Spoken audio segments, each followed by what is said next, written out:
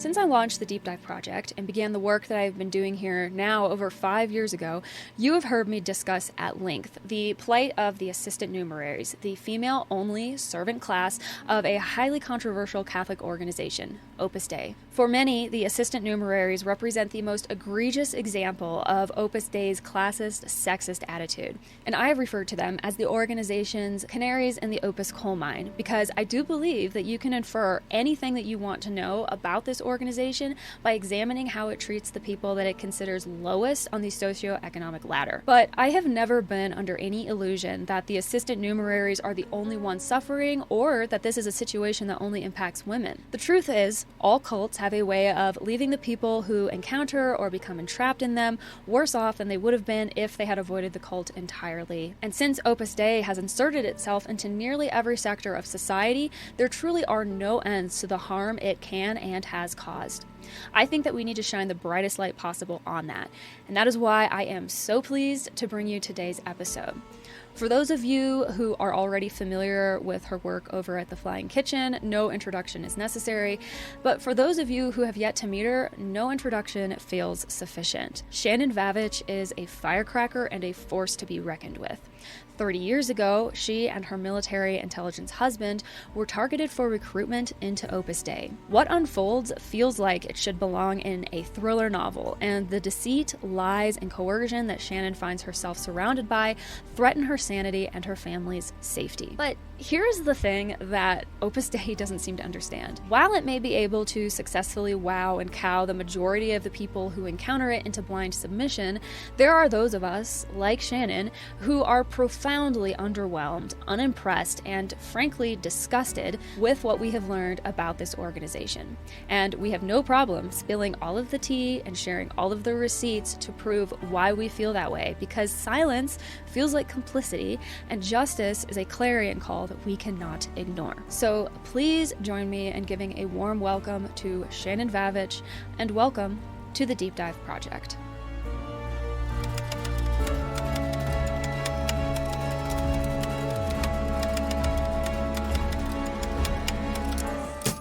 Welcome, Shannon Vavich, to the Deep Dive Project. I am so incredibly happy to have you here with me today. Thank you. I'm so happy to be here. This is a conversation that I think is critically important for us to have. It's one that you have been devoting hours and hours and hours and hours of time towards. We really need to get people up to speed on what is happening within our society and within our government right now. And this isn't just in the United States either. It's happening around the world. And you, through the work that you have done and the lectures that you have given, you've laid the groundwork of some really incredible education. And so I'm excited to have you here on the Deep Dive Project today to share your perspective and your history with this organization and what has led you to doing what you're doing here today. So for those who are not familiar with you and your work over at The Flying Kitchen on YouTube, please introduce yourself and tell us about what's lit the fire under you. Well, it all started 25 years ago. The first chapter of our story starts 25 years ago, when I had been briefly pulled into a fascist far-right Catholic cult, although I didn't know what it was at the time. And over time, I've surmised that it was Opus Dei. It was about 25 years ago, and my husband had just received orders to Quantico, Virginia, for what we call now, wait a second, what do they call it now?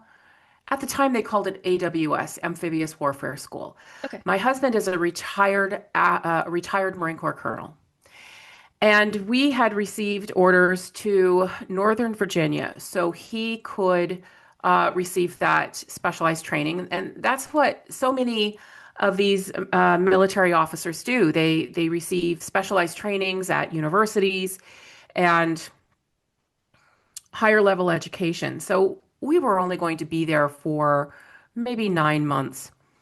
And about a month and a half after moving to Northern Virginia, I was just recovering from a painful and, really devastating miscarriage. We had one little child at the time.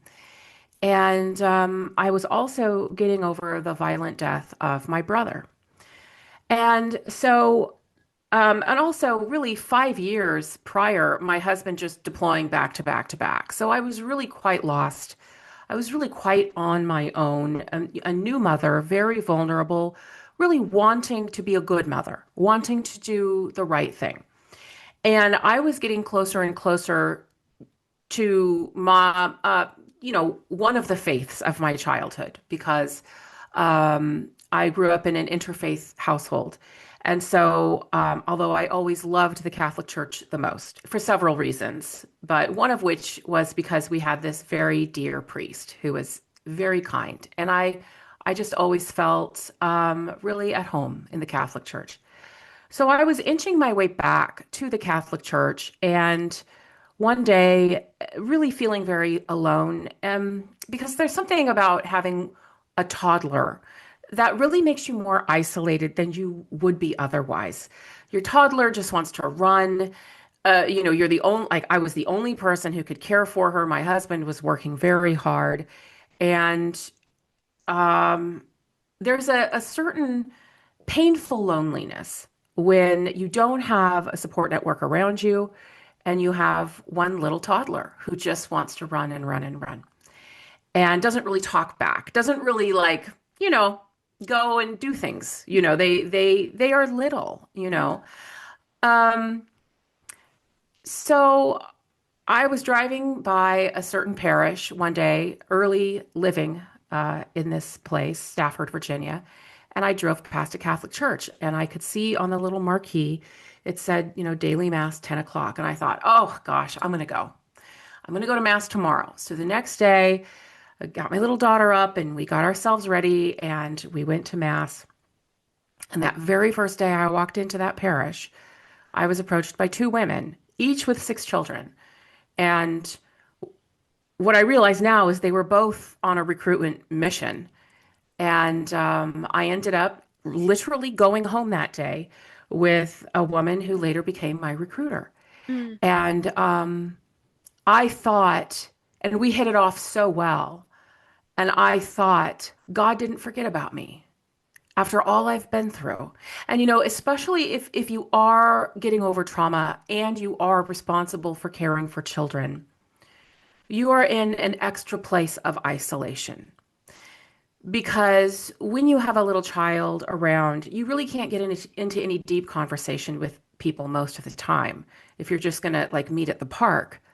But if someone invites you over to their house and their house is baby proofed and your baby can just run around and they want to be your friend, you have a chance to really bond. Whereas I wouldn't have had a chance to find a friend otherwise. And I remember feeling like, and almost being in tears. I do think I cried out of joy on the way home that evening that God didn't forget about me.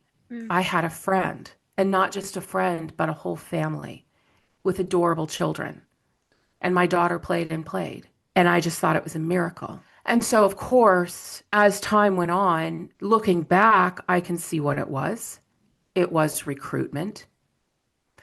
And I think that my story is unique in that we hear a lot about single people being pulled into Opus Dei in college campuses and into the numerary programs. But there's a family side to Opus Dei. And those networks are so tight knit and at first so welcoming and so delightful, but they very quickly become suffocating. Because at first they're just happy to see you. And then over time you realize that your clothes are being scrutinized, or something that you say might be scrutinized, or your shoes are being scrutinized. Over time, you are told things like you must spank your children. Over time, you're given parenting lessons that you don't necessarily ask for, or you ask, if you do ask for them, you're getting a kind of hardline parenting tutorial Mm-hmm. that you wouldn't have chosen otherwise. Now, I never used the hardline parenting techniques because I just wouldn't. But also, my little daughter was, well, she was so lovely and so delightful that I didn't want to do anything to, break her spirit because I know what happens when you do that to a child. They kind of regress into themselves. But I do remember seeing really hardline parenting approaches in those circles.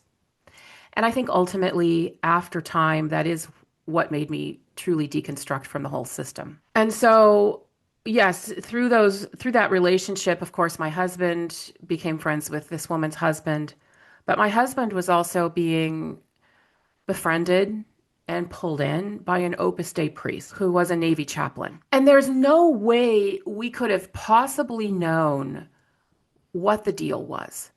All we knew is that we had friends. All we knew was that we had a community. And I was so impressed by these people and their big family. And I was so impressed by the children who were delightful. One of the first things we did, and I know this sounds crazy, but I'm just going to go ahead and say it. I don't think I've said this anywhere else before. In a system where I grew up, and my parents as well, we didn't have, and my husband's parents as well, we did not have like a safety net family. And one thing that always scared me was, what are we going to do if something ever happens to us? Who would inherit our children? Well, this system and these people pulled us in so far, so fast, that one of the first things, well, was it one of the first things? Maybe it was about 3, 4 months into it. We actually wrote these people into our will Wow. to adopt our children if anything ever happened to us. And of course, now that I've studied cults, and now that with hindsight looking back, and also all of the emails I get from people who have been in situations like this, I think I feel much more confident in saying that it wasn't just me. It wasn't just this isolated thing where I would think, well, that's crazy.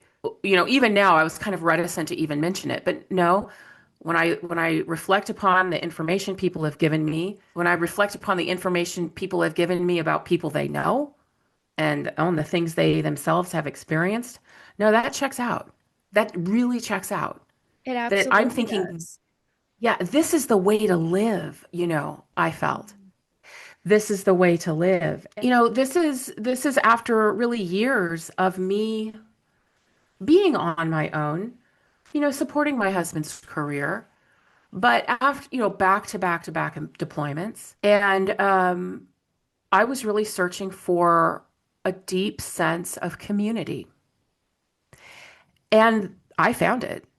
I mean, huge community, so many people. And they each had, many children, Hmm. and they had brothers and sisters and these huge families. I mean, a gathering after Mass or someone's first Holy Communion party. I mean, we're talking 100 people would be Hmm. pouring out of doors and into yards. And I just thought I found heaven, really. And and also the thing about these people is that they weren't necessarily fancy. One thing that I never would really tolerate is hanging around people who were very superficially in love with material items, possessions. Hmm. It's like, I don't want to go to your house and look at your fancy crap, I don't, and also I have a deep love for tradition. And I really wanted a large family. And I adored children. Even then, as a teenager, I was always working with children, always. And I worked with children through college too. I adored just working with children. And so I found these people who were very family orientated, where they weren't complaining about their toddler throwing an egg across the kitchen. They would laugh. They would take joy in all of these little things. There was a level of acceptance of humanity that was so beautiful. But of course, it stopped at a certain point. And do you think that that was authentic, or do you think that that was kind of fabricated in order to like appeal to people? And so that people would want to be a part of it? Like, do you think that the families really like were this like joyful, cohesive, positive like family unit, or was that more of a facade? Well, I think it, of course, it depends on the family. Because of course, the farther I became part of this group, the more not nice things I discovered. Right. And I think it was kind of the tone of the culture. It was Good. the tone of the culture that children are welcome. It's the tone of the culture that, no, I am bringing my baby to mass. And if my baby cries, then everyone just needs to accept that this is pro-life. Mhm. Babies cry. You know, and that's one thing I think as a young mother that made me feel so much better when you're out and about in the world and your child cries, you think, "Oh no, no, no, no, no, someone's going to yell at me," you know? Yeah. And suddenly I'm around this group of people where children can cry and children can track dirt in the house and children can, have a fabulous time playing in the sandbox, exhaust themselves to get completely messy, and everyone thinks it's fabulous and wonderful. And what a blessing. And so there is really a raw appreciation for that kind of joy and innocence. And that really appealed to me Of course. because I never was, and I'm still not, the kind of mom who must keep a perfect house. I'm not the kind of mom who would ever demand my children get straight A's. I think that's really a lot of pressure on them. I'd rather them get like B's and C's and be like have friends and have fun and do something in their free time that brings them joy. And, be well-rounded and emotionally, developed Yeah. and empathetic. So it was that appealed to me about this community, that it was in many ways pro-life. I also think, just to interrupt you one more time, before we move further into the story, you were talking about how they were not very materialistic, like they didn't come across Mhm. as being obsessed with like material stuff so much. And then you Yeah. mentioned how you ended up within a short period of time writing them into your will, these new friends that you'd become close with so quickly. And I have to think that the fact that they appeared to be so like unconcerned with material wealth probably made you feel even more comfortable writing them into your will, because it was like these people weren't after your money, these people weren't after your family, they were just good people who were trying to like build community and and why shouldn't you entrust your Sure. children to them? They're the best. That, like that, I have to imagine that's kind of the feeling and thought that's going through your mind as Oh, you're it's like. very much. Yeah. It was very much going through my mind. And when I study people like Leonard Leo, and I study how he's been able to build this community by just being this nice guy. Mhm, And sure, he's rich now, but he wasn't always. They have this way of appealing to people on a very like friendly, like old buddy manner. mhm, And also, something about Catholicism and the inner circles. I think both sides of the divide in the Catholic Church, when you're looking at the social justice side and the fascist far right, Opus Dei side, there is something about Catholicism that is very accepting. And I know this sounds like a paradox, but it is very accepting of human nature. mhm, And I think when they are weaponizing that to be so, and this is how I think Peter Thiel is able to be in cohesion with these people, as strange as it is. But there is an accepting for the flawed nature of people and a humility in being like, well, he's just Peter. Maybe he'll come around one day. Of course, he's, a billionaire. That helps too. But it's that kind of ease of countenance, that kind of ease of personality that I think makes these people so able to build these huge networks. There's some kind of ease to it. But mhm. when it comes to, this beauty of family life that I saw, and of course I was like, sign me up, this is perfect. Yeah. It ends. at a certain place. And then it turns into something completely different. And what I witnessed were people who had families with young children. It is easy to be like, I love and accept my children exactly who they are when they're little, but not so much when they're not little. And what I noticed, and this is over a time span of a long time, because even though we were only in Northern Virginia for less than a year, and I did start deconstructing, although it took me about 15 years to deconstruct from that initial time. Because of course I kept after moving, we moved to the UK. We lived there for 4 years. Then we moved to Rhode Island. Then we moved to North Carolina, and then to New Orleans, and then to Pennsylvania, and then to Okinawa, Japan. About that time span is when I was just deconstructing, because we're a Marine Corps family where we were. And so we were always moving. But it wasn't just that I was moving and I was deconstructing. I was in each subsequent duty station finding this group again. Huh. So, interestingly, and when I look back at it from kind of like a Jane Goodall perspective, I can really look back and go, well, anthropologically, I found this same dynamic everywhere we went because I would seek it out, and I was trying to find that again. And it was the same in many ways. Of course, the families were different, but nobody was as hardcore as the first group. Hmm. And nobody beyond that first group was so far right. What I noticed, and this is after being inside of homeschooling groups, because I homeschooled for 11 years. I started homeschooling because my oldest is on the spectrum, but I stopped homeschooling because I realized that I had become so far pulled in that, it'll happen over time where you start to fear the outside world.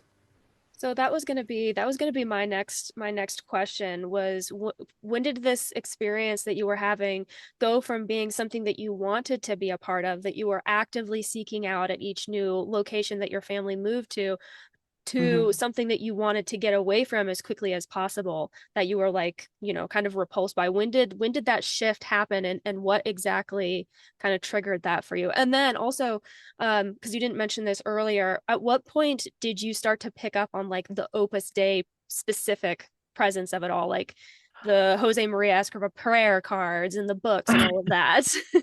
Well, the recruiters that from in Northern Virginia back 25 years ago, they had all the literature. And I remember asking her, I was like, "Are you Opus Dei?" And she wouldn't quite give me an answer. Hmm. And I think, they were waiting to vet us a little bit more. And I think, it could be just when you're trying to recruit a husband and wife or a whole family, there's more risk, Yeah, that maybe something like this would happen, that I would not get pulled in all the way, that I would go out and start talking about it. you learned too But much.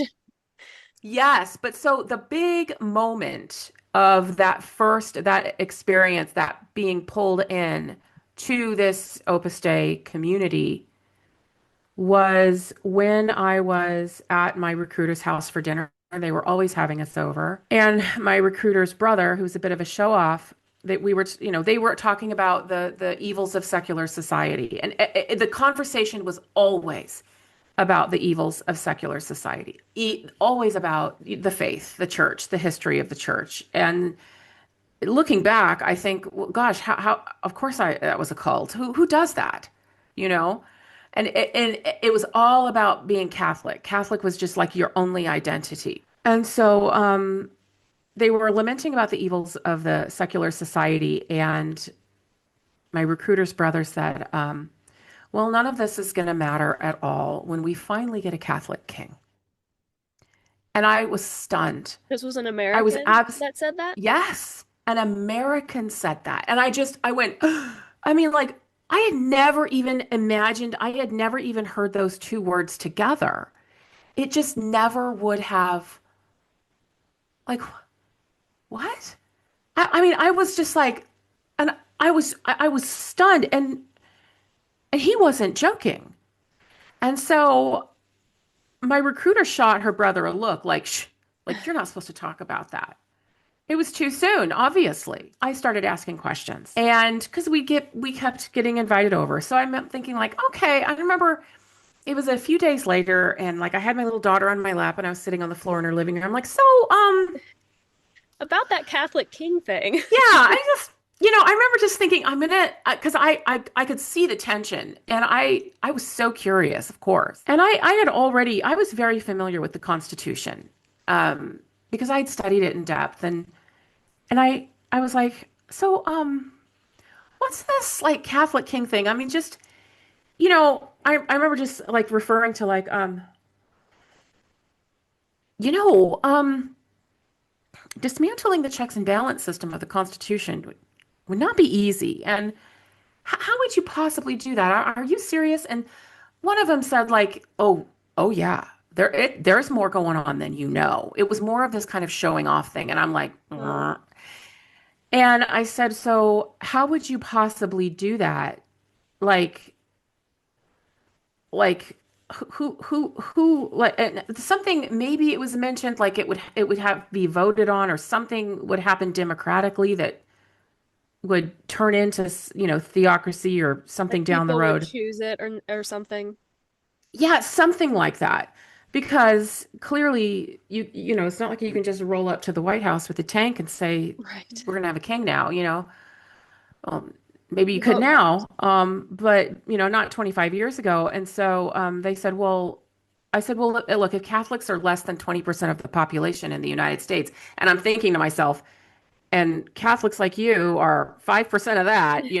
I was taught in that cult that they're the only real Catholics, Of that any course. other Catholic is a fake Catholic and actually could possibly be an apostate. They said, oh, well, the plan is that we're going to team up with the evangelicals and the Mormons, and then the hapless, uneducated masses, which translates to MAGA. And it'll be God's will. We'll need a lot of God's will there. We'll need a lot of prayers to get it done. But yeah, and I was taught that we don't say "Thy democracy come, Thy will be done" in the Lord's Prayer. We say "Thy kingdom come, Thy will be done."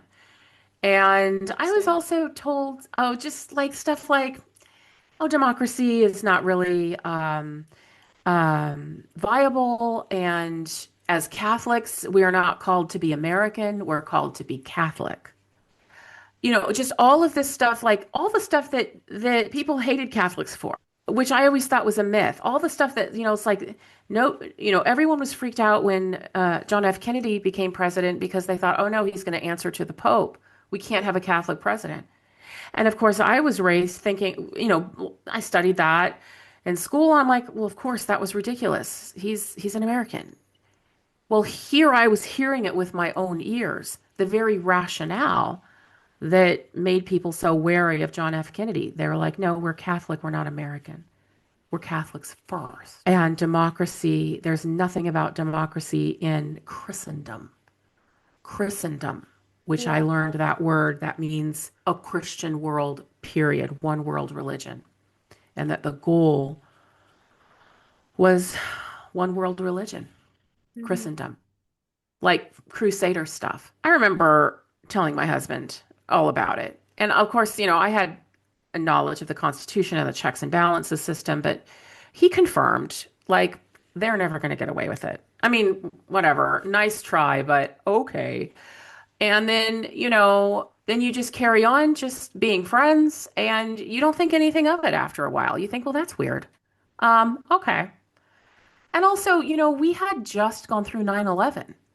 Right. We were ramping up to the troops being sent into Baghdad, which happened about a year later. Although I wasn't living there anymore, we were in the UK when the Iraq War started. And so remember, in that time, there was no possible way I could even fathom that Christians could become that militantly aggressive because after all, it was the Muslims who were doing that. Well, and we thought, it's we believed. antithetical to Christianity on the face of it. Everything that Right. like theocratic fascist ideology stands for is contrasts sharply with what Christianity is supposed to stand for, which is why it Supposed to be, yeah, we conquer with love. exactly. We conquer with kindness, with decency. And of course, at that time, Islamophobia was sweeping through the nation. Yeah. And also, we also at that time, now, my husband and I never bought into this. Like, I don't know if you remember, you were little, the freedom fries. They didn't even want to call them French fries anymore. Oh, I don't It remember was, that. oh yeah, it's like there was such it was almost like MAGA, pre-MAGA after 9/11 because everyone was like, we are best and we're the Americans and we're not even going to call them French fries anymore. We're going to call them freedom fries. Wow. What a moment to be Yeah. alive. My husband and I still joke around about freedom fries. Wow. And honestly, moving to the UK, not only because I had some very good friends and very decent friends who would call me out on this kind of thinking, but I was in Cambridge. Just the education, the artifacts. I remember seeing Darwin's desk. I remember seeing Darwin's fossil collection. And in this group of people, first of all, you were never to even refer to dinosaurs. They don't like to talk about dinosaurs. They, of course, evolution, you better not say that. And anyone other than their particular brand of Catholicism was a fake Catholic and an archenemy. Yeah. So, very insidious group. And while the joy of little children and the joy of parenting a group of boisterous, energetic, beautiful little children is a joy. Children grow up, and these are people who don't have the capacity or the ideology to accept their children as they grow, and they have to control them with shame. Mm. And ultimately, that's what kept me backing out of these groups in every subsequent place I lived. And that was the right thing to do. I think Yeah. your instinct as a mother must have really kicked in, and everything in your gut was telling you like this, you got to get out of here. Like this isn't safe for your children. Mhm. This isn't safe for your family. And it's so good that you listened to those instincts, even, even if it meant losing something that you really valued, which was this like community and like church family and everything. Um, Yeah. that's a really difficult place to be, and Yeah. I cannot imagine just the agony of having to come to grips with the fact that something that you thought was so wholesome and good has in fact turned out to be pretty toxic. And that even became more apparent, I think, as you started to pull away and started to try to put distance, because Yeah. then the behavior really started to change, and that's something that Oh, yeah. lots of former members or just people who have been in contact with this organization have talked about. So I would love to hear you go through that experience, because I think that is where the mask really starts to come off with this organization, or at least with the people that it attracts. The mask really starts to come off when people Yeah. say, "I don't want to be a part of what you're selling." Right. And we moved away. We moved to the UK in May. So I had met this family. I'd been pulled in August. And then by May, we were gone. And, the kindness was gone by then. And I still struggle with trying to understand what exactly happened. Although, in my long story, which you've watched, Mhm. I do believe that's kind of the purest and truest interpretation of it. But when we moved to the UK, I, of course, was alone again, but with all of these really intolerant viewpoints. And looking back and looking at myself, like if I could do a brain scan of me moving to the UK after being with this family for just a few months and this entire community, and I mean, dozens of friends. If I could scan my brain upon the time when I put my feet down on the ground in the UK, and then by the time we left the UK 4 years later, I was almost a different person. thank God. But when we got to the UK, well, I mean, it's almost shameful to say, but I'll say it because people need to know. I viewed every Anglican church or every Episcopalian church, Church of England, as like the devil, like heretics. I viewed socialism, I viewed socialized medicine as the devil. They had gotten so far into my brain in that short time that I remember just thinking, oh, why did I have to move to a Protestant country? This is terrible. Why couldn't I have moved to Spain or Italy? Not even being happy that I was where I was. Because also the tone of this group, of course, joyful around children, but these are people who believe that the earth is for suffering. And based upon the fact that I was not really able to get past the trauma of my brother's death, his violent death, or my miscarriage, and I had replaced all of those pieces in me that were hollowed out by trauma with judgment of others, judgment of systems I knew nothing about, judgment of churches and histories of churches and theological structures I knew nothing about. I mean, it is truly a gift from God that I was able to get out. And I met a friend a few months. See, I was pregnant with my son at that time, and I was completely alone there. But my friend Amber was married to a Protestant scholar that I think he still teaches at Wheaton College. They're divorced now, but Wheaton College, and a theologian, a Protestant theologian. He went to Clare College. And I remember like she helped me start stepping out of that way of thinking. And so I think, was able to get out through someone really holding my hand and stepping me out kindly and gently. And I had another friend named Julia, who we're great friends to this day. And Amber was American. So I made American friends. And I had another friend named Julia. And Julia wasn't just American, she was from California. And I'm from Oregon. And I was born in California. And so we had this West Coast thing. And as you probably know, there are so many cultures even within the United States. So many. And so to have a West Coast friend was a treasure. You know, Amber grew up in Oklahoma. And so we were friends, but it wasn't the same as a West Coaster, a Pacific Coast friend. We had the same dialect and we had the same way of speaking. And what a blessing. And we lived down in Cambridge on the square. It's called New Square. Anyone who's in Cambridge would know. 13 New Square. It was this row house. It's like from the Dickens era. And so right in the middle of the city, these friends could stop by at any time. And they did.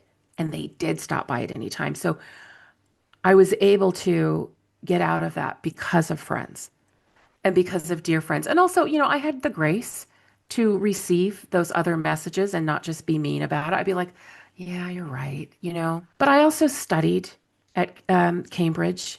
I studied music. And I met people through the Catholic Church, believe it or not. And I also quickly found that the people at the church in Cambridge were not these far-right people. They were scholars, yes, but they were not these far-right people. Now, I know it's different now. There's a lot of Opus Dei in Cambridge now. I have people on the ground who send me info. But also, I feel I need to say that Opus Dei is not as ruthless in other countries as they are in the United States right now. I think there's a lot of ruthlessness in Spain in the Opus Dei communities and Italy. But I was doing some research yesterday about Opus Dei here in Germany. And the head of Opus Dei in Germany is actually saying some quite liberal things. And so like any group, there's going to be degrees. And certainly Germany has such a history. They know what happens when fascism takes over. And they have deconstructed so far. They've come so far. They're quite exemplary, actually, in their humility. So I don't think you're really going to find, you're going to find some far-right cells like AFD. As far as Opus Dei in the United States, you're dealing with a real elitist cell that has had designs to overthrow democracy as we know it and install a theocracy. And they're gonna try and gaslight you, and they're gonna be like, oh, We don't, not really. It's just, we just want a little more, we just want a little more religion. Eh, Well, that's called a theocracy. They're going to try and tell you it's some kind of spectrum with degrees, but don't buy it. Don't Hmm. buy it. And And and they talk a lot, yeah. oh no, you're fine. You finish your thought. I Oh, had they talk a lot about we need to bring it back to the public square, yeah. which is just such a dumb statement. The public square. What are you talking about? They've had these little catchphrases for so long about what it is they're trying to do. And they have been singularly focused for decades. Well, they're getting their wish. And it looks like Peter Thiel is going to swoop it all up and abscond with it and Hmm. turn it into something And I very wanted regrettable. and I want to talk about Peter Thiel and everyone else in that kind of Hmm. US Opus nexus that we've got going on here right now. Hmm. But before we get to that, I want to come back to what you were talking about, how when you ended up in the UK, you came over with a lot of like internalized misguided Hmm. beliefs about things that you really didn't have any education or knowledge of. Right. And I'm curious, were those beliefs that you had before coming into contact with these people, or was that something that was fostered through that quote unquote friendship? No, not, I mean, I'm thinking there could have been threads that were just kind of teased. But no, I never would think like, oh, the world's terrible Hmm. before. I think it was, in the 90s, homophobic speech was still in our movies. Yeah. It was still, people still joked about it. But no, I was never that. Oh, well, first of all, I had no opinions on church at all. I had no opinions on how people should live their lives. I certainly never occupied my mind that anyone should be telling anybody else how to live. So it's almost like, based on what you're describing, based on like what I've seen and everything too, it's almost like these people are very good at finding people who are very idealistic, Hmm. very like positive, very altruistic, very willing to like devote their time towards like a good cause. Yeah. And then but maybe these people kind of grew up in a bubble or just have never been in these social settings or in these conversations, in these spaces and stuff. And so these like ideas get planted and they kind of just take root and grow like kind of in the background, before you even realize that it's happened. And then Yeah. one day somebody says something and like that perspective that has been in the back growing, it like activates. And it's like, whoa, I didn't even realize that like I had these thoughts or like believed these Right. things, but now these words are coming out of my mouth. And I really think that that goes to show how insidious the grooming is. And I'm going to Yeah. call it grooming because that's what I It think was it is. grooming. When you target someone for a very specific reason and you aren't honest about with them about why you are encouraging this relationship, and you're planting all of these ideas that are not, Mhm. it's not happening via like critical discourse and like the Socratic method or anything like that. I think it's grooming, and you can groom Yeah. adults just like you can groom children. Well, I was definitely groomed, and the education I was getting was, of course, bogus. These people weren't experts, but they acted like experts. And this is also what I've noticed in these circles. I get people commenting on my stuff still, um, who they really think they know what they're talking about Yeah. when they're trying to school me on what a theocracy is, or they're trying, I mean, Yes. and this is, I think, why. I get the same people on mine too. So, Oh, I'm sure, just little pockets of them everywhere. and I think But they're I all think friends. I'm sure many of them, well, they all travel in this collection Hmm. and this collective, and there's kind of like there's cells everywhere. I think that's one of the reasons why studying this topic so fervently and doing these long form deep dives that I do, it is therapy for me. Hmm. Because I've got facts and I'm like, no, this is this, this is this, this is this. And that's been very healing. because I was so wounded. You know how, like I said, I had had this trauma. First of all, childhood trauma, off the charts. My brother dies violently, really messed up relationships with my siblings, very exploited by my parents. It was just constant strife. And I wanted something better for my family. I wanted something better for my children. So when I see this family that's so beautiful and so joyful, and I find all this church group that is just so joyful, I'm like, this is the way forward. This is the way. And I think that that happens to so many people. I'm just so grateful that I had to move. I did not want to move. I'm so grateful that I had to move. I would be inflicting that on my children And thinking that you were doing the right because, thing. right. And they will tell you, I mean, because I remember asking, I don't know if I would have, but it would be pretty dangerous. It'd be pretty close. I remember asking, like, well, what if your kid's gay and don't you want to just love your child? And they'd be like, no, your job as a mother is to get your child into heaven, period. If you have to spank them, shun them, scream at them, whatever, your job is to, and that's how they believed. And they had books about it. I mean, they had literature, and there are these, parenting groups and where they all just encourage each other to just be absolutely wretched to their children. And I just could never do that. And I think that was really the first step.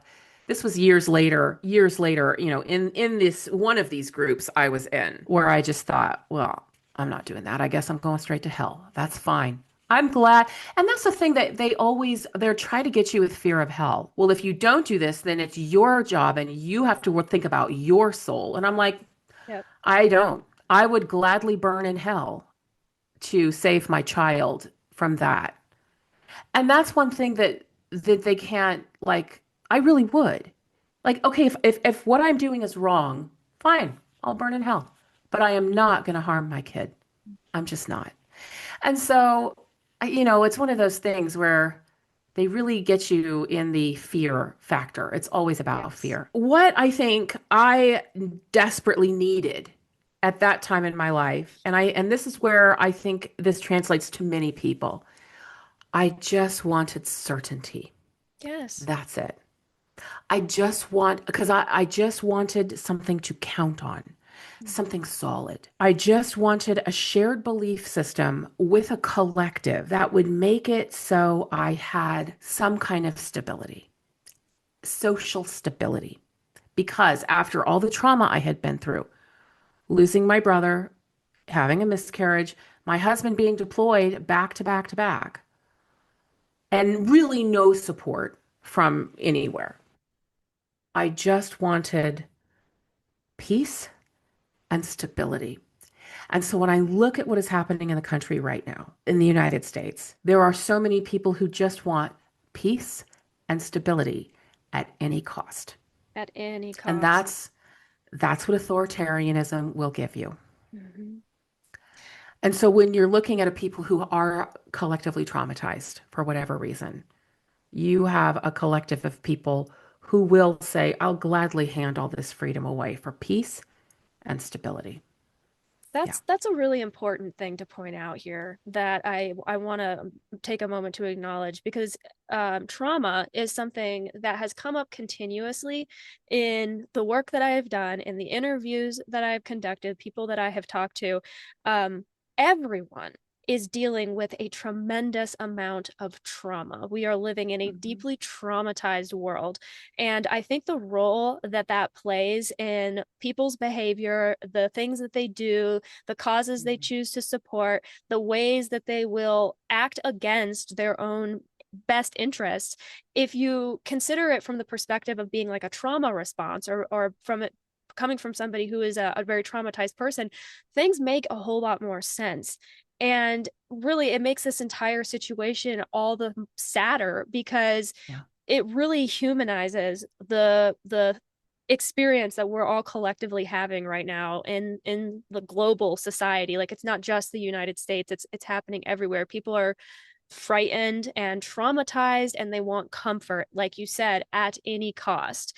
And the people who are bringing that are themselves also traumatized individuals. Like I have no problem uh, saying that I think that, the leadership in my country, when they were young people, because we were all children at one time, something terrible must have happened.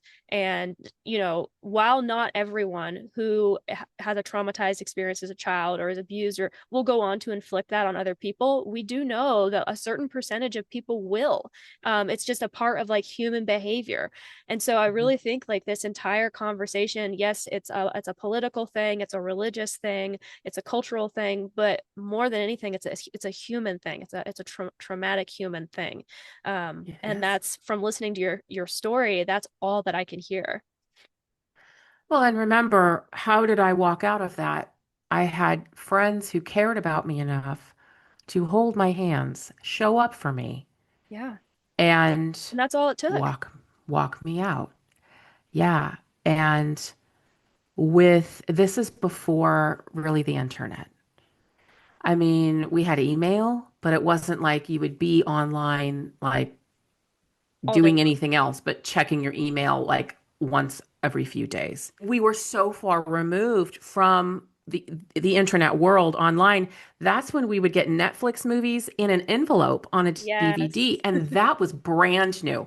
I remember hearing about this. My husband came home from work one day. He's like, "There's something called Netflix, and you order it, and it comes in the mail, and then you watch it." And then you send it back. I'm like, you do? You send it back? Oh my. Is it a hassle? I don't know. I mean, that's where we were. I mean, this was what, in 2002, 2003, 2004. We were still with each other physically. We were still kind of softening the edges on ourselves and we were all softening each other's edges because we were together in person. And that made a big difference. Mm-hmm. It just did. And so, I think when you're looking at people like Leonard Leo, and in that deep dive I did just the other day, I talked about Father Arnie Padula. Yep. These are people who built these massive networks because they had time for each other. Mm-hmm. And it works. It works. And so I think we can do that too. And that's why I think I love doing my deep dives because people come for 3, 4 hours.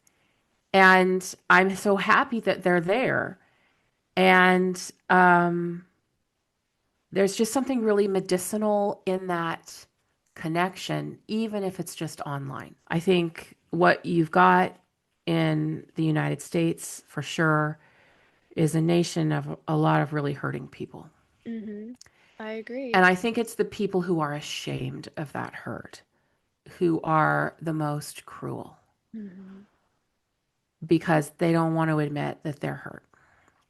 They want to scapegoat, they want to blame somebody, and that's how it works. Like when I was pulled into that cult, instead of dealing with my trauma, I was filling it with stuff. And I think, of course, now I think, well, why in the world would these people invite this young mother with one baby over to their house over and over and over again and talk about religion and Catholicism over and over and over again? I was being recruited. I was being groomed, for Do sure. you think they were after you, or do you think they were after more so your husband? Or do you think they were after Oh, both of you for your children? Maybe. I think they were after us both because in Opus Dei, you work as a team, Mm-hmm. really. I mean, you've never seen such close couples. They got hand-eye signals and everything. But no, it was definitely, I think, was the link to my husband.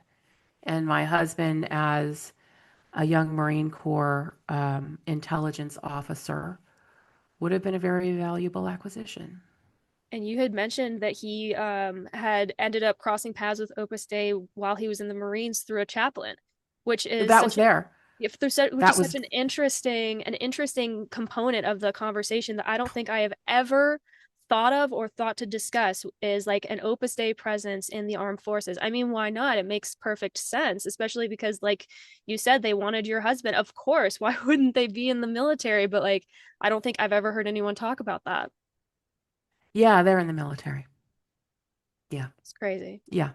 And yeah, so while I was being recruited by this woman and this family, my husband was being befriended and pulled in by an Opus Dei priest and Navy chaplain. So this all Yeah. happened, you had said like 25 years ago or so. So you like lived through this experience and then kind of were just left with the experience in your memory up until a point. And I want to say from watching your lectures and everything, you said that it was last year when some of the dots started to connect and you started to realize, oh, and I would love for us to start getting into Yeah, that because I think right. that's like where so many people can come into this conversation. Well, as far as being left with what I was left with was complete confusion for years and years, but also I think deep down inside, a sense of failure.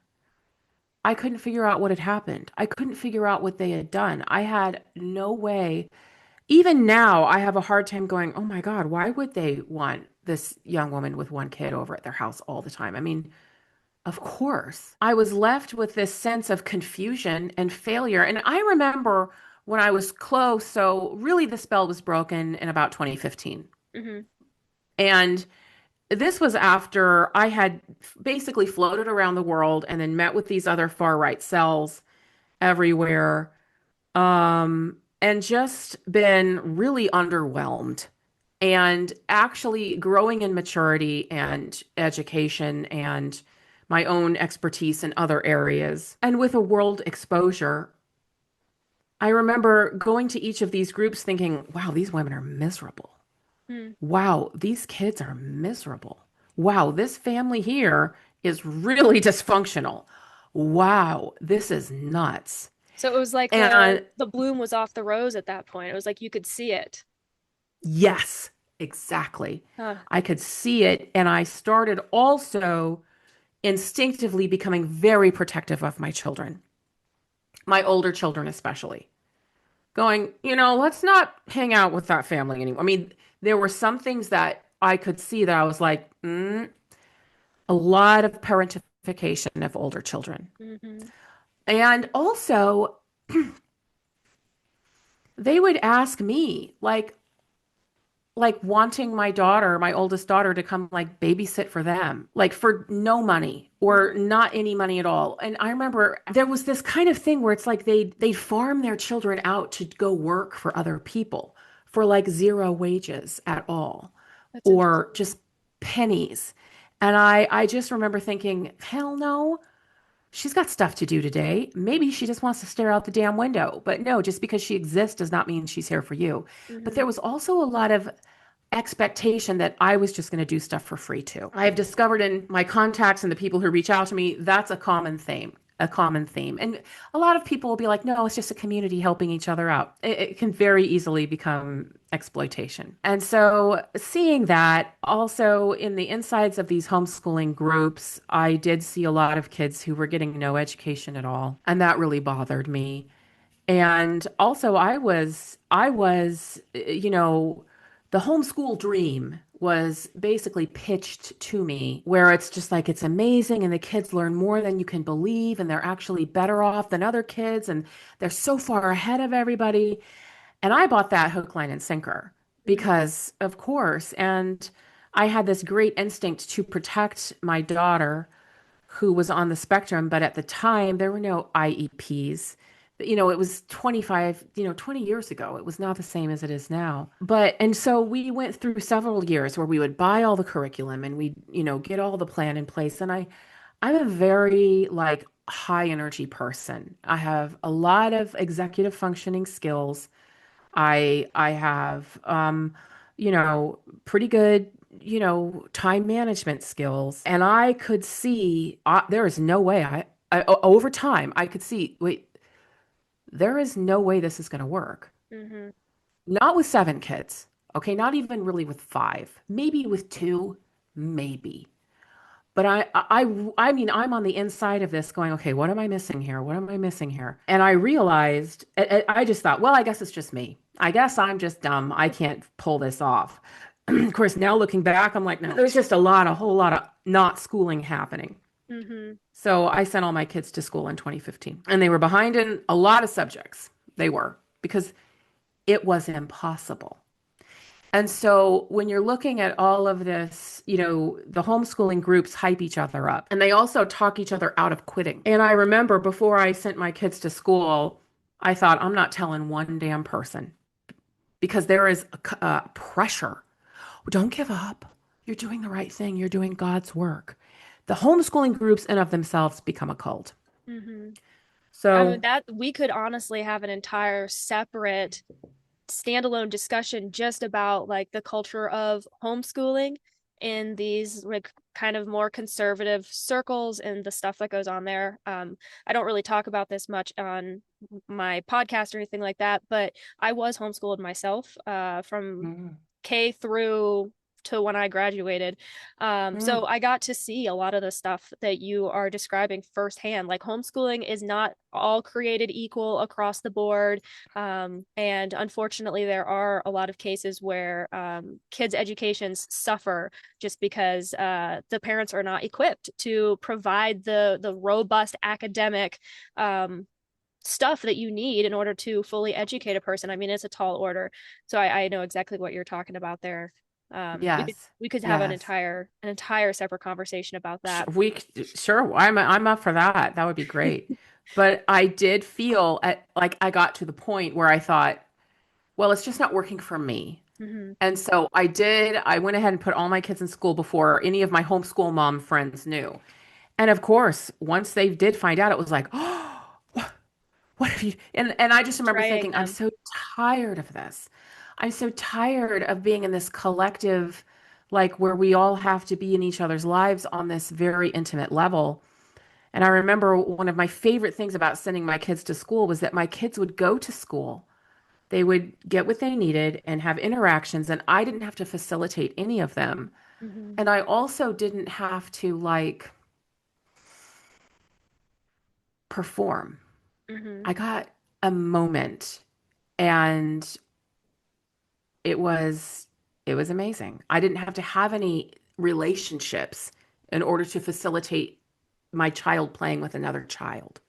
There wasn't this contractual type interaction going on, this like almost quid pro quo Yes. type of thing. Yes, yes. And after 11 years, I just remember being so done with that, because especially if you're in a homeschooling group that is this, the Catholic homeschooling groups, I would always find you got people just crawling all over your life. I see them a lot in my comments, not these particular people, but the types, The types. Mm-hmm. And so, and when you look at it, of course, they're just looking for certainty too. Yep. And this idea that your way of life now needs to be, you're not spreading really the gospel, you're just spreading your way of life. And then it's like everyone's an MLM shiller for their own life. Yeah, trying to build You their know? downline. Yes, it's exhausting. Oh my gosh. So years and years of that. I was inching away from it. And I remember I had a cake business for 11 years. And that really, first of all, my work in music and my cake business were huge in getting me out of these circles, because they'll keep you busy. You'll be baking for this person, and they had this meal train where every new mom got a bunch of new meals. I mean, that'll keep you busy too. And I have some opinions about that, because a certain time I just got to the point where I'm like, I don't want your damn meals if I have a baby. Stop it. And Mm-hmm. I don't want to be on call as a personal caterer. I know a lot of people love that, but no, like what so there was a lot of that almost interdependence on, we're all doing this now. And I remember just thinking, oh, for God's sake, no, Mm-hmm. stop it. It was my work in my cake business and my work singing that made such a big difference to get me out of these contractual, obligatory, investments I was always being called on to make in these communities. And it was not looked upon well. in many communities that I had a cake business. I mean, like, what are you doing that for? Because it wasn't contributing to the group or these micro cults. Hmm. I was getting away from it slowly but surely. It took 15 years. And then I was still very They careful. didn't leave you alone when you tried to disentangle yourself from them either, which is something No. that a lot of people have reported, this sort of like dogging and hounding you after you make it known that you don't want to be a part of it anymore. Well, it was a constant surveillance is what I now looking back I realized I was living in a constant surveillance online Hmm. because we were still moving.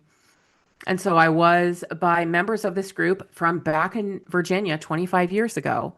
I was still being monitored. I was still being stalked. And I had one particular woman who, for whatever reason, decided to create several accounts and troll me from these other accounts. That is like beyond the pale of just being a little bit upset that you don't want to like be a part of their club. Like that strays into another type of territory that's really, really scary. Yeah, it really was. And she wasn't just Facebook friends with me. I mean, she was Facebook friends with my husband. So it's like, and so when did we reconnect online? Maybe 2010 when everyone got on Facebook. And she was just so nice. Hmm. She was always commenting on such positive things. Her name was Kathy, Kathie. And one of the first people to comment after I had my daughter, my youngest, 11 years ago. I mean, somebody like, and I would see that she would post the most wackadoo stuff on her page, really wacko stuff. But I remember just thinking, well, she's always nice to me. I guess just that's just how she feels, and that's okay. Hmm. But also there were several other people who were keeping an eye on me. But it was Kathy who was the one who seemed to really delight in fooling me. Hmm. And duper's delight. I think she thought I was a witch, to be honest with you. I think she thought no, I'm serious. I think she thought she was like doing some kind of covert mission to see if I was like into black magic or something. I know that sounds What strange, in the world? but yeah, they really believe like they believe that like yoga brings in evil Hmm. spirits and like she would even believe that me wearing this necklace would be sacrilegious because it's not religious. Do Hmm. you know what I mean? So for how long, for how many years, like from 2010 onward, was this woman and these other people kind of like hounding you or just like stalking you? How long did that go on for? Oh, up until January. Of this year? Yeah. Whoa. Yeah. That's how quickly my life's changed. I did not start doing this work until late January. It was the strangest thing. I took my daughter out for lunch for her 11th birthday in late January. It was just my normal life. I was writing recipes and I started doing some activism work about a year ago, speaking out against sexual assault in medical settings Hmm. because something happened to me in 2017 that it almost destroyed me. And I will get back to that work. But after Trump won the election, I thought I have to disappear. Hmm. I'm not saying anything political online because I already felt so exposed because of my advocacy work about sexual assault in medical settings, which is so interesting because I had just a fraction of the followers I do now. But when you're talking about something that happened to you, like recently, and it's Hmm. that harmful and painful, it just felt different working in that world. And I just thought, I'm just going to have to just like disappear, like, and just lay low for 4 years or whatever, because this scares me. Something about it made me just Hmm. really feel scared. I wasn't just stalked, but I was harassed. I Right. was targeted and really bullied so incessantly that I ended up cutting all contact in about 2010, actually, about the same time this woman, Kathy, started stalking. The synchronicities here are not coincidental, I don't think. Hmm. This woman, I was getting trolled a lot. Kathy decided, I guess, to go to one of her other accounts and start calling me an evil soul and a dark spirit. I was getting all kinds of insults, but there was one woman who insulted me and it felt different. It Hmm. hit me like a kick in the gut. And she's like, "Well, you should see her soul. Her soul is dark and evil. What Like, in the world? n- yeah, like next level. She has a dark and evil soul. And I'm like, and it was literally like medieval level, like we're gonna burn you at the stake kind of talk. Wow. And I wasn't really engaging with any of these people. I was just screenshotting all the shitty things they would say about me and then putting them at the top of my page and then burning them. That's what I did. I developed a new skill that day. And I actually got a lot of people like laughing and burning them with me, because they were just a bunch of big babies. Mm-hmm. But she went somewhere else with her comments, and I could see immediately, like, well, this one's different. So I decided to engage with this person. Her alternate account was Marina or Maria something. And I remember saying, hey, why are you saying that about me? I'm I'm a Catholic mother of seven, and if you're a Catholic, you know better than to say such horrible things about me. Vile, that's what she called my soul. Vile, Wow. dark and evil soul. Yeah. And I'm like, what are you talking about? There was so much uproar on my page. It was like everyone was watching the shit talking. And everyone was like, well, that one, she's like, I don't know, a woman with a weird horse picture. Is it just an angry horse? And I went, oh, I know who that is. Because Kathy was a horse woman, a horse girl. You know those people? Yeah. And sure enough, I was like, and it all made sense. I was like, Kathy, I know this is you. Kathy goes into full retreat. Just deletes everything. And then I find her on the Facebook or a different, because that was Instagram. I find her on Facebook. I'm like, Kathleen, Nick is not happy with you, my husband. Full retreat. Wow.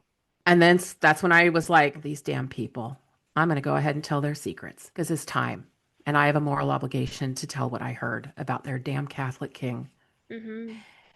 And Kathy was always so gushing over Trump. And she had a profile picture of Trump. I've used it on a lot of my content where it's like this AI image of Trump in armor Yeah. holding a sword I've seen it. with like perfectly coiffed hair. And it was Yeah. like 47, God bless you. And that's when I realized, because I would always wonder, why is Kathy so in love with Trump? I mean, that guy is the worst because they do see him as ordained by God. And that's when I realized, oh my gosh, they view him as their Emperor Constant. And that's what started me on this analysis. In fact, the first video where I really told the story of the Catholic king, I also told what the church militant meant. I also was able to show side by side pictures of Emperor Constantine and then this Constantinian picture of Trump. That was And incredibly interesting, that analysis, side by side yeah, comparison that you did, because I think a lot of people, a lot of Catholics, have tend to have a very kind of like positive view of Constantine and of that period in church history, because the way the story is always spun up until that point, Christianity was really under attack and people were, forced into the catacombs to practice their religion in secret. And Constantine yes. was the one that like made Catholicism like acceptable and like in vogue and everything. So people, I think, have a very positive perspective of him, but clearly, like, that's a very specific viewpoint of that historical Oh, it experience. is. And I really appreciated the side by side comparison and just like the history lesson that you gave, because all of that Yeah. is really, really important, especially when it comes to understanding how these people are justifying the things that they're trying to do in policy and legislation and society, how they're able to convince themselves that they are actually in the right in what they're doing. It all ties back to all of this stuff that you're referring to with this kind of very narrow view. I think it's a very narrow view of Catholicism, of Christianity, and what it means to be a Christian living in the world. So Yeah. I think your experience 25 years ago and then on is a really important one to highlight, because I think a lot of people, like you said a little earlier on, we hear more from the former numeraries and assistant numeraries. Obviously, the servant class of Opus Dei has gotten a ton of attention, and rightly so, because of the accusations that are being leveled against Opus Dei of, labor trafficking in countries like Argentina and Mexico and everything.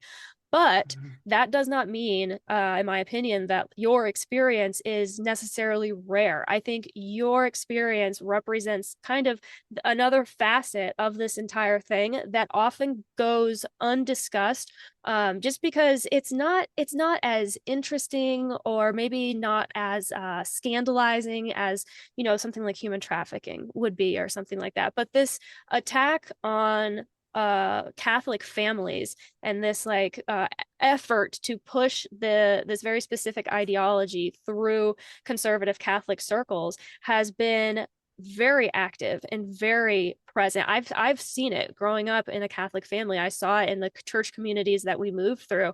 I see it looking back on the way that church doctrine was presented to me and the things that I heard and retained. It's all very, despite the fact that my family's not Opus Dei, all very Opus Dei coded. It's very, and that I think goes to show how successful this organization has been at infiltrating every single level of society. And your experience represents the family unit. And I think it's honestly really, really scary, because again, it's so insidious. You don't realize it's happening until you're kind of confronted with it. And then when you go to try to disentangle yourself with it, you get hit with all these flying monkeys and all of this stuff. And it's just absolute insanity. But I think 2024 was a big wake-up call for a lot of people like myself who've been doing this kind of research for a little while now. It started to connect a lot of dots, finding out about Project 2025, and people like Kevin Roberts really connected tons of dots with the research that I had been doing. And I think something similar happened with you, and the experiences that you had learning about Project 2025. You've talked about that in some of your lectures, just how you were like, oh, I recognize this ideology, I recognize this this theology. And I would love to hear you discuss a little bit that ideological underpinning that's motivating these people, the Thomism of it all, and the natural law. If we could get into that a little bit, because I think it's so important. Sure. Well, as the weeks progressed past that initial point in January, end of January, and then I started, making my posts about what I had heard. Of course, my numbers went up. People wanted to know more. And then somebody said, you really need to read that book, Opus by Gareth Gore. I had never heard of it before, and it was just published a few months before. And I thought, okay. I read the introduction and was terrified, going, oh my gosh, I was right about this. This is real. Yep. And this is worse than I knew. Right after I read the introduction, I made a video and I said, we're going to have a book study. Meet me on Zoom. That's where my lecture started, on Zoom, after I just read the introduction. Mm-hmm. I started a book study on that book before I had finished the book. And it was supposed to just be studying that book. And then as the weeks went by, it grew and it grew and it grew. And I'm a quick study. And also when it's like this fire in me, remember I said that fire happened and suddenly I wasn't interested in being quiet, making pies anymore. I'm like, I don't know what happened. You got a mission. Yes, it just went, And so I would study, I basically, those first few months, it was probably January till April. I studied almost around the clock. I've never had so little sleep in my life. And I'm even including newborns in that too. I studied around the clock. I read everything I got my hands on. And because my goal each week was to present information for the people who were joining me. Mm-hmm. Which was a blessing to me that I wasn't alone, especially after being so harmed and so abused and stalked and said my soul is vile. I had people who were kind and decent and willing to show up online with me. All of a sudden, my world changed so fast. And even though I was studying the most horrifying, scary things in the entire world, I'm growing this community. I'm making friends. I'm meeting people like you. And so it has really been quite supernatural. Mm-hmm. But every week I would learn more. And more and more. And if I had a question, so it all came very organically. And I do have an education in music. And if you study music history, you're basically getting a bare bones education in the history of the Catholic Church. Mm-hmm. So I had some kind of basis to go, oh, and sometimes I would put it in my brain, oh, that's when this piece was written, was about the time this encyclical was written. So I could hear the music in my head and go, Yeah. okay, that's when this pope was pope and he wrote these encyclicals. And so that was a touchstone for me. But when I came upon the Thomas Aquinas's teachings, and of course I knew about them from a peripheral Yeah. standpoint. But when I really started studying them and studying natural law, Mm-hmm. his interpretation of natural law, and it's not, and so the whole reason why now there are entire universities devoted to studying Thomas Aquinas is because Thomas Aquinas was the first person that we know of, and he was a doctor of the church, and he died when he was 47. I mean, he didn't live that long. Mm-hmm. He started writing things about governance, whereas before it was really just people live, they work, they die.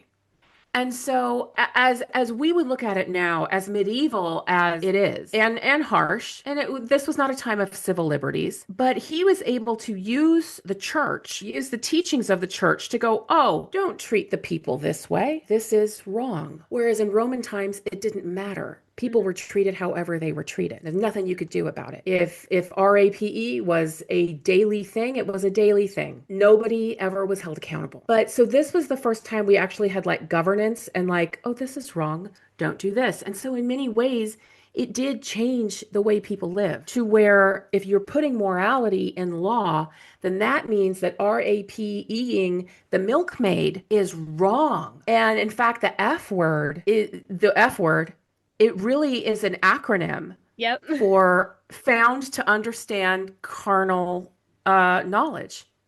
Mm-hmm. Is that how you heard it? And It's so, either found to understand carnal knowledge or it's fornicating without permission under something, the king, something like that. It's, yeah. right, right. And so suddenly there were laws that were like, this is wrong. And it wasn't like, oh, this is wrong because you've destroyed that poor girl's life. It was, this is wrong because God said you're going to go to hell for that. Mm-hmm. Okay. So it wasn't out of any truly, concern over this girl's, viewpoint or or the way she sees the world. But it did give people a chance to actually not be assaulted so much. So then progress could start happening Right. in society, which is what got us out of there. And then of course, but they want to bring back natural law and put it in government now, not to free people from harm, but to rein them back in because people have Yes. just gone too wild. Swinging from chandeliers, you got guys dressing up as girls, people are this, people are that, and they can't handle it. Mm-hmm. And because they can't handle it, because they're from these circles, because they can't handle these things, they want to bring the hammer. And And so then, they're using Thomas Aquinas's teachings and this his perspective on natural law to mhm, basically support their reasoning. They're saying, well, we're exactly. justified in doing this because see, here's all this precedent that's already been set in these like Catholic doctrines.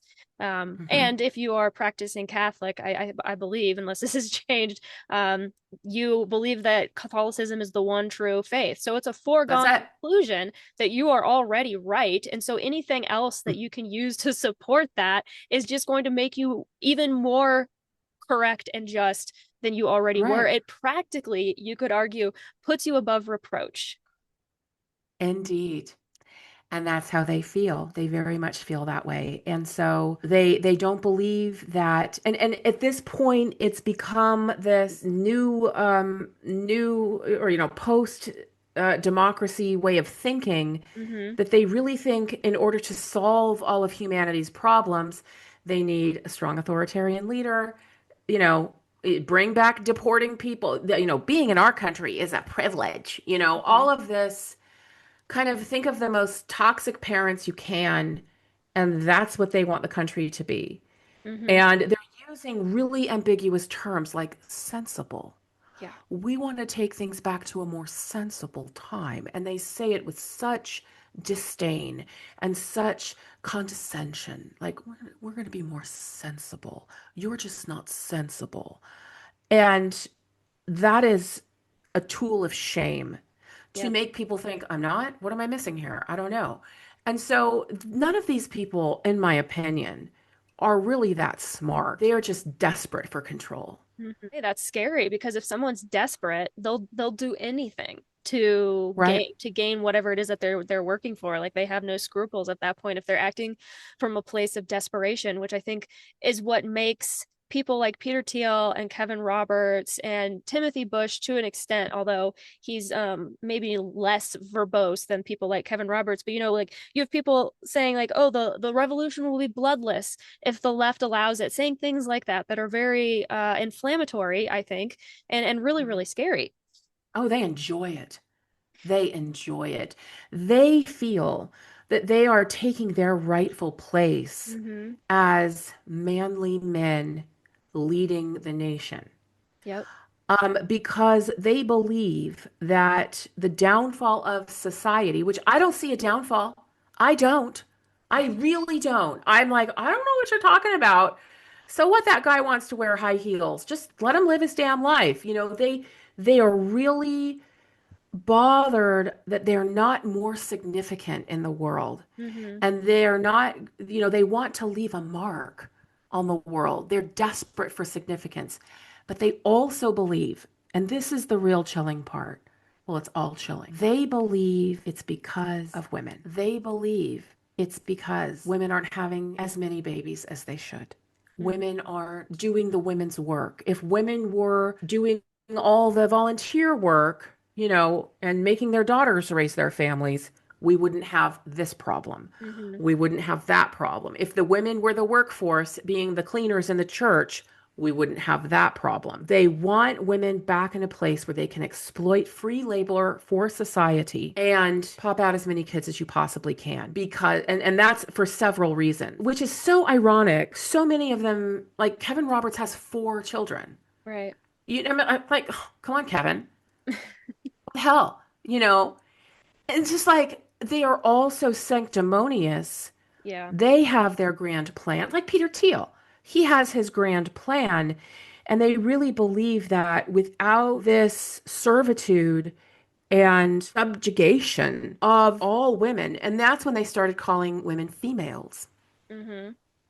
in the rhetoric. They don't believe society will ever go forward. They cannot fathom that. And that's where you find so much hatred and vitriol towards women. And also because these men are so out of control of themselves, they're so ashamed of their base desires. One thing, I don't think I've told your viewers yet, but I have 7 children. So when I was talking about just popping out all the babies you can, and I have 7 children, and I really, really, really wanted a large family. I really, really did. And I adore all my children, and I adore like all of the family life, all of it. Um, but what they want is to manufacture this model of a woman who really, really wanted this family, which is what I wanted, and make it happen for everyone because everyone will be forced into it, whether they want it or not. That's not viable. That's not feasible. That is cruel and inhuman, not just to the woman, but to the child. Imagine. And so in these circles, when I'm talking about, the joy of family, there were a lot of women who did not want these large families, but they kept bringing children into the world because they were taught it was their duty. They were taught it was their purpose and that they were God's children and God would take care of that child, which of course we know that doesn't work. But it sounds And really that's how, nice. well, sure, it does in a perfect world, but that's also how you get abuse in homes, Yep. sibling on sibling abuse. That's also how you get people living in poverty. What the Project 2025 is trying to do is manufacture a country where people are having more babies that don't necessarily want them, but also don't have the social systems to fall back on. So I have 7 children. I wanted them dearly. But I also was in the military world, which is socialism. Mm-hmm. I was able to have all these babies on the military healthcare system. I didn't pay a dime. I could get them all medical care, all they needed. It was right there. We were in housing that was adequate. You know, all of these things of military life is socialism. And that's how I was able to. I mean, I don't know what we would have done if my husband wasn't in the military, But if you're not in the military and you want this large family, first of all, I mean, the hospital bills alone, I can't even imagine. And so many of these very large elite families within Opus Dei, within these far right Catholic cults, which there are many, and they've all been influenced by Opus Dei, many of these people are wealthy and Yeah. they're having all these babies and they have help with their house.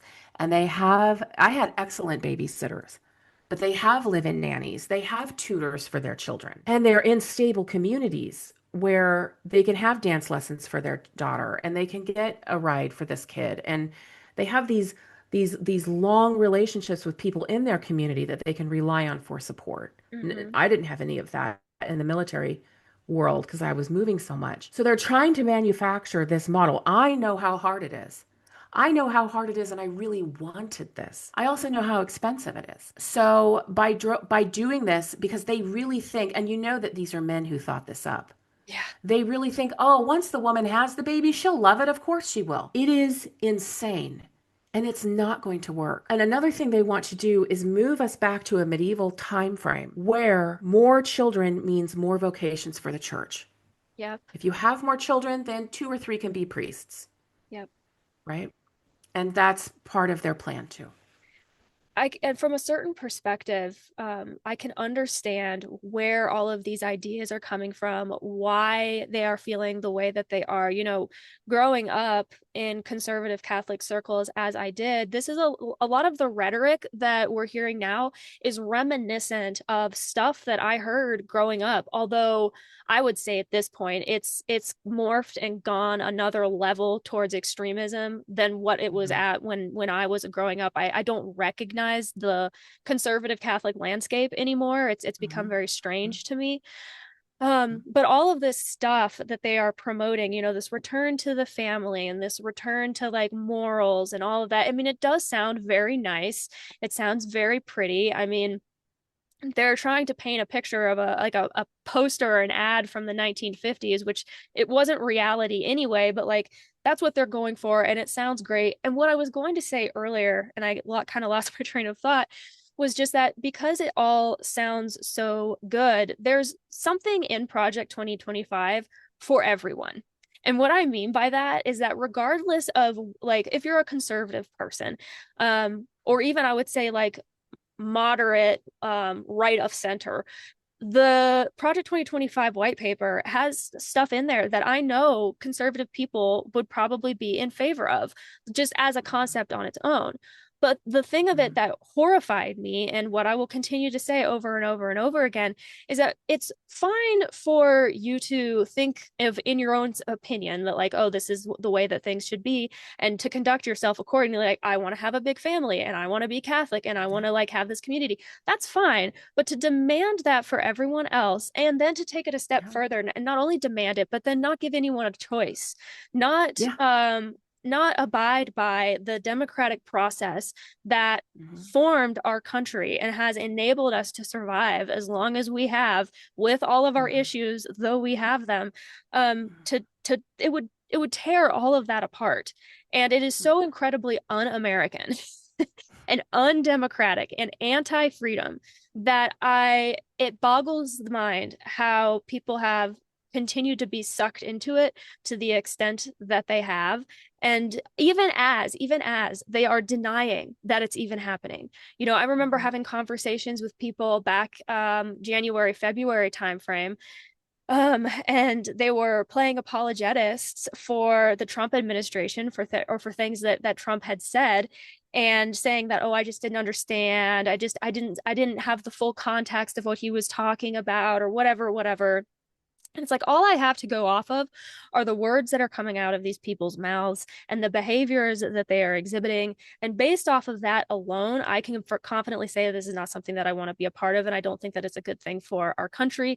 And even as people are denying, no, it's fine, Trump has been checking off more and more of the line items. I think now he's at like 250, 300 some out of Project 2025 that he's like signed off on or carried out, implemented in his administration in some way or another. So it's like, you got to believe your lying eyes and lying ears, because it is real. It is happening. It's happening right now in front of our faces. And people, I understand people don't want to acknowledge it because it's very scary, to realize that this is kind of all, the ball is already rolling, the snowball is accumulating as it's going down the hill.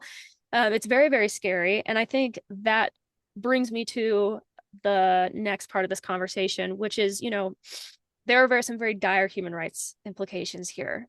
If things are not kind of course corrected pretty soon, we're talking about people not being able to choose the kind of lives that they want to have for themselves, which is something so fundamental and basic. So what are your thoughts as we are moving forward with all of this knowledge, all of this perspective on these people? How do we move forward? How do we be the change that we want to see in the world? Every day I ask myself, how is this going to work? Right. Because I've been on the insides of these circles, I know that they have held so fast to these beliefs that contraception harms women, that abortion harms women, that divorce harms family, that homosexuality is a choice, that all of these things, that kids aren't getting they're not people need to be working hard labor. They're not working hard labor anymore. All of these quick little answers of what's wrong with society these days. And sometimes I wonder, because I remember going through these trains of thought myself, because I used to be in the circles that thought, oh, abortion's terrible, it should never happen. And I remember thinking, and I don't know, I mean, was I the only one thinking, okay, but what are they going to do? Put a woman in jail? How are they going to know? How are they going to track things? How would they even know? What's the line between a miscarriage and an abortion? And I remember asking myself these questions going, oh, okay, well, that's why it's legal. As I was deconstructing, going, because you can't know, and who is going to be this grand investigative force? And why would we want that to begin with? Right. Well, because they want to save the babies. I know why they do. Right. Yeah, they don't give a crap about them after they're born. But this whole idea that, oh, we need to be a civilization that would never do that. Mm-hmm.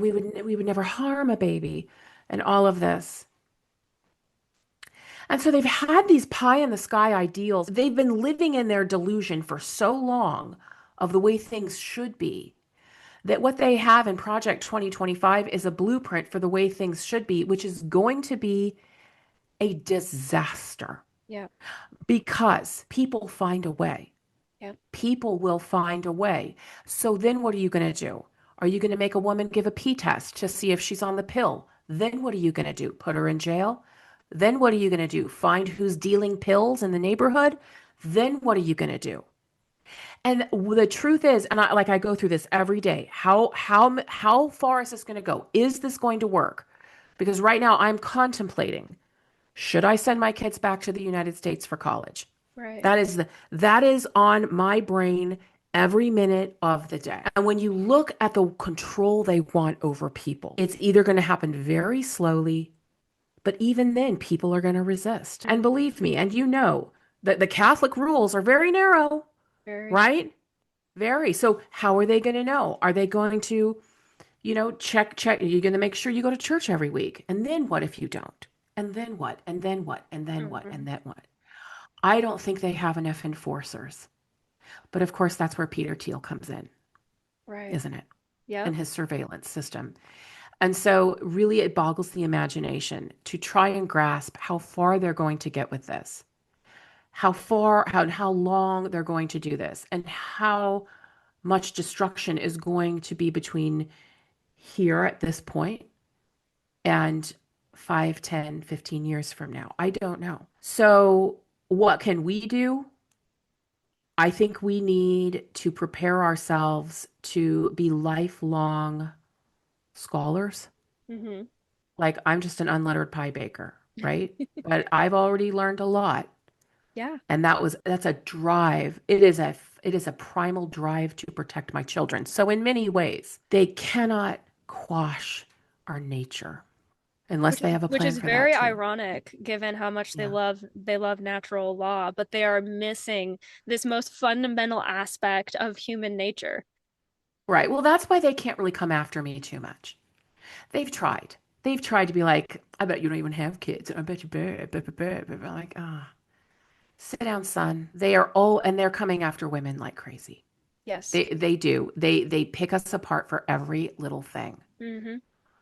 But that is why it is up to people who fall within the margins, who fall within the mainstream, to stand up for everybody else. Because in all accounts, from their perspective, I'm a quote good woman.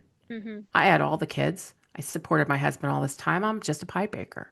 I mean, I'm speaking out, and that is a line crossed, obviously. But it is our job, those of us who fall within those margins, those of us who could walk into this next era and just live like queens, Mm. you know? We don't do that. We decide, and we have to make a choice. Would I hang on a wall? Yes. For my children, for anybody, yes. And that's what they haven't seen coming. That kind of fury, the kind of fury I feel, the kind of fury that, would make me turn my life around in 1 second. And I think that there are many of us who can do this, who can invest and just decide, look, for the next 50 years, for as long as I'm alive, I will fight this. And if something happens and we're finally out of the clutches of JD and Peter Thiel and Trump and all of this, then we fight to make sure it never happens again. Mm-hmm. And we I build community. Yes, community is Mhm. everything. And I had somebody on, it was either on a live stream or one of my uploads, they left a comment. I had done a deep dive analysis into somebody or some aspect of Opus Dei. And they had commented and said, oh, something was like, oh, you kids, I knew all of this information 40 years ago or something like that. And I was like, yeah, I understand that, but you have to keep refreshing it. You have to keep bringing it up because, like, the lesson truly is never completely done, never completely learned. Because if you don't know your history, it's like that saying goes, you will be doomed to repeat it. And that's why Yeah. studying history is so critical and so incredibly important. Right. And they're trying to change the educational system to, of Yes. course, wipe it out. Yeah, And and so why that's where not? we all Because come in. if you can manipulate somebody from the earliest moment and indoctrinate them into a specific way of thinking, you'll have them forever. It'll be much harder for that person to break out. Mhm. Oh, for sure. So we become educators. We become students in our own lives all the time, and we become teachers. And we are already doing that. Hmm. Like, so my social media, when I first started this, I had maybe 9,000, 10,000 people combined, all social medias. And now I have over 100,000. And that's just in like 4, 5 months. Right. So people want to know this. They're ready. Now, if I had come out a year ago saying, hey, they want a Catholic king, nobody, I mean, it would have just been like that. I Yeah. can't. No, come on. But it was time, and it was the right time to say it. And Hmm. unfortunately, a little late to the game. But when I am doing my research and I'm looking at all the people who have been saying this, people more important, people with all kinds of degrees and all kinds of ability, nobody was listening anyway, a year ago, 5 years ago. And that's very sad. Hmm. But I don't believe it's over. And I don't believe that the military is going to turn on the American people. I believe some in the military will. I believe those troops that they pulled in to stand around Trump at Fort Bragg were handpicked. Hmm. I believe they were incentivized. I believe they were given like a week of leave, case of beer, really. And they're young and they're kids. And so, yeah, you just got the most Trumper ones there. You put them all in there. You pack the stadium with, I mean, there are plenty of Trump people in the military, but not all. Right.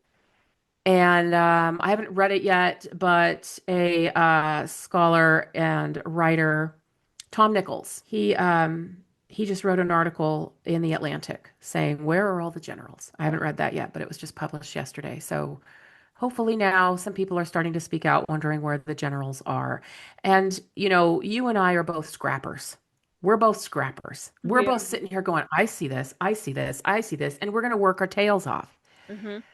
There are so many well-connected, important people who could do something, and I believe they will. I believe they're just waiting till the point of no return. And I believe they're waiting until it's undeniable that they must. Right. And I think they're thinking if I'm going to spend the rest of my life in jail or if I'm going to die in this, it better work. That's the sense I get Mm-hmm. with what I know of these people. Mm-hmm. And so I don't believe all is lost. I believe that we all need to see how bad it is Yeah. because we have to make sure it never happens again. Never again. I laugh at the things I used to worry about a year ago. I'm like, we all need a big shift and we're getting it. We're We doing it. are. I Yeah. love the general message that you convey throughout all of your lectures and all of the deep dives that you've done has always been one of proactive positivity. I've heard you Mhm. say numerous times, like cuddle up, grab your pet, but we're not going to be afraid. We're not coming from a Yeah. place of fear.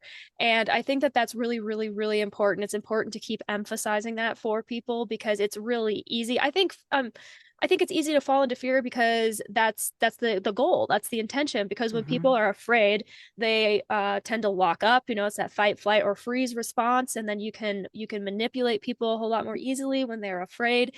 So this overall message of positive productivity, positive effort, and awareness and education is everything that I am Mhm. trying to promote here on the Deep Dive Project as well. And to your point about how your audience has grown, I think you're absolutely correct. People do want to hear this information. They do want to know the truth. People are tired of having history whitewashed and watered down. They want to know how things actually are so that they can make informed decisions in their lives. And you and I would not be able to have this conversation today unless those people were so active in pushing for better awareness. So I think Mhm. that that alone goes to show that all is definitely not lost. The Right. story is far, far from over. Yes. And we have to think about 100 years from now. Do we want companies like Palantir ruling our daily life? I They mean, I will if we don't. let them. And Yeah. it should be a They choice. Like it should be a choice for people. If you want to use this stuff, go for it, and that's fine. And the grace be upon you. But if you don't, then you shouldn't have to. Nobody should have to fall in line and toe a line that they don't believe and they don't support, especially right. when it flies in the face of so many foundational principles here when we're Mhm. talking about the United States, just with our inalienable rights and everything. It doesn't jive. No. So I am going to leave your social media and your YouTube and everything linked in the description of this interview. Your channel is one of the featured channels over on the Deep Dive Project's YouTube page. So Well, I thank am you. constantly trying to steer people over there now that I know who you are. I want people to familiarize themselves with your work because the body of media that you are creating is just growing exponentially by the week and is really, really valuable information. Thank you. So before we conclude here today, is Yeah. there anything else that you want to say or that you think would be a good thing to close out with? I just think that freedom is always worth fighting for. And I know none of us had this planned in our lives, but I think we all know deep down inside we have it in us to do this. Mm-hmm. We all do. We feel it. I think we do. And what a time to be alive. So, Truly. yeah, be not afraid. Be not afraid. The connections we make and the friends we make along the way will make it more worthwhile by the day. And we will build rich lives and rich relationships. And in many ways, we are going to create that warmth that many of us were looking for, which is how we got pulled into a cult anyway. Mm-hmm. We now have a shared cause. And there's really nothing more powerful than a shared cause in humanity. Truly. These people have been working for this for decades. And now it's almost as if they've gotten their goal and it looks like a big disaster. And I think they feel quite silly, honestly. Mm-hmm. But we get a cause now. We get the pro democracy cause. And I really do hope that one day we have conventions, we all sit on a panel together. I hope one day we all meet each other in person and meet people in person. And I hope we are able to build a massive community of acceptance Yeah. and of true friendship and acceptance of each other's vulnerabilities, Mm-hmm. because that is what we need if we are going to be a force, is to accept our own vulnerabilities, accept our own weaknesses, and be kind to ourselves. Yeah. And so we don't have to fill any wounds with hate or judgment. We just get peace and a good conversation that lights us all up from the inside, and hope that we're going to leave the world a better place than we found it. And I just don't think, as far as humanity goes, you could ask for anything more. So we may just be on the cusp of something more spectacular than we ever planned, because we've just all risen to the occasion. And I think that's what we're going to do. And I hope I meet you one day. Me too. And all I want to do is give cooking lessons. That sounds wonderful. Maybe someday we can all get together and you can give us a cooking class. I would love that. If I could be an Ina Garten, pro-democracy Ina Garten one day, who I could love cook it. and give lessons in democracy and governance and the history of this and oppression, that would be a dream. I would love that. But that is what we need to do. Mm-hmm. Pro-democracy, pro-human rights, pro-acceptance needs to be baked into every level of our society. And no more, I think, are we even going to accept somebody who has a one-dimensional message. Right. I don't even think that people are going to find it palatable anymore. I don't. Yeah. I'm scrolling and I'm like, oh my gosh, are you talking just about shoes? Come on. It's tired. Give me some pro-democracy shoe talk. Bake it in, you know? Right. And so that could be it, that we all have a shared purpose and we meet along those lines. You know, it's like in music, we will all get on the same key. And then with the same key, there's nothing we can't do. If you enjoyed this episode or found it helpful or transformative in any way, please consider giving it a thumbs up and subscribing. Another big thank you to Shannon Vavich for sharing her time with me. If you're not already subscribed to Shannon's channel or following her on social media, please consider lending her your support. I've linked everything down in the description of this episode. She is such a smart cookie, and it would probably be very good for you. If you know of someone that you think I should talk to, please feel free to send them my way. Also, remember that details to learn more about my work, connect with me on social media, or support my endeavors are all linked down below. I've recently begun publishing articles on a Substack channel called Bet Griffin and the Deep Dive Project. If you like to read, consider checking it out. Also, don't forget that in addition to YouTube, you can also find the Deep Dive Project on Spotify, Apple Podcasts, and Rumble. If you listen there, please be sure to leave a 5-star rating or review. It helps the Deep Dive Project reach more people. If you feel like hanging around, go check out some of the other playlists and content over on the Deep Dive Project's YouTube channel. Thank you for being here, and remember, nolite te bastardes carborundorum. Don't let the bastards drag you down.